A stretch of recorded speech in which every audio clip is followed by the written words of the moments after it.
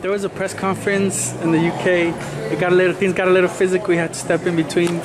Just talk to us about that, Richard. What's going on there at that moment, man? What were you thinking? Yeah, that was mad. I was like in the line of fire. Well, there was some pushing going on, and I could just see Eddie was like really animated, you know, was like ready to jump in and, if necessary, punch David. And I was like, hey, just cool. I mean, I think there's really no love lost there between Eddie and David A. Yeah. And I think that became very, very apparent there. And I tried to diffuse the situation, and thank God nothing happens, because I really don't like that. Very easily, these kind of like last minute at the weigh-in situations can escalate, and God forbid one pushes the other guy, be it down the podium or whatever it is.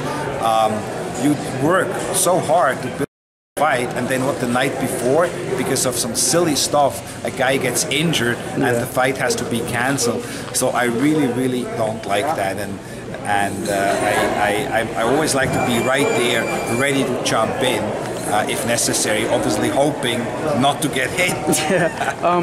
Eddie Hearn's he's impersonated you as a person, as an individual, but what do you make of him now with those kind of actions, him as a promoter?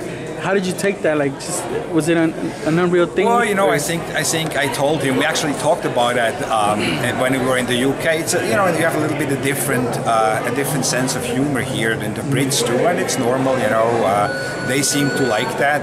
I don't think here really people care much for it. You know, if he impersonates me or Bob or some of the African American fighters, you know, so I think there's just maybe a little bit less tolerance of that. People don't necessarily find it funny. You know, he was talking about you know, the most legendary manager, Shelley Finkel, calling him Shirley Winkle, and you know, maybe you do it once, people might think it's funny, but at one point it's just not funny anymore. And it wasn't, for me at least, it wasn't funny to start with. For some it might, but you know, it's like, just, you know, cut that shit out.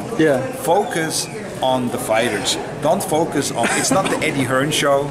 It's not like Eddie Hearn impersonating people, Eddie Hearn trying to get the microphone, Eddie Hearn trying to be in the middle of every picture, talking about Eddie Hearn. It's not about Eddie Hearn. It's about the fighters, and that's what I told him on camera. As a matter of fact, one of the English guys filmed it, Keegan.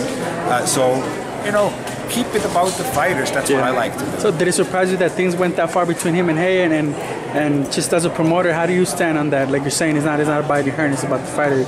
That things almost got physical. We're not. Well, you know, I actually, you know, you can blame Eddie, but in a certain extent, there are some UK media members which really make it about Eddie. They make it about Eddie, and that's wrong too. I think as a journalist, you should focus on the fighters. You should ask me about what I think about certain matchups, why I think this is a big matchup. Ask me about what other fights are on the horizon. You know, talk about that, but not about like the way I dress or the way I talk or the way this. It's irrelevant. Let's focus on those young men who risk their life when they enter the ring. Let's focus on them and let's give them the exposure and not the promoters. Like always, it's a pleasure talking to you, Richard. I appreciate the time. Thank you.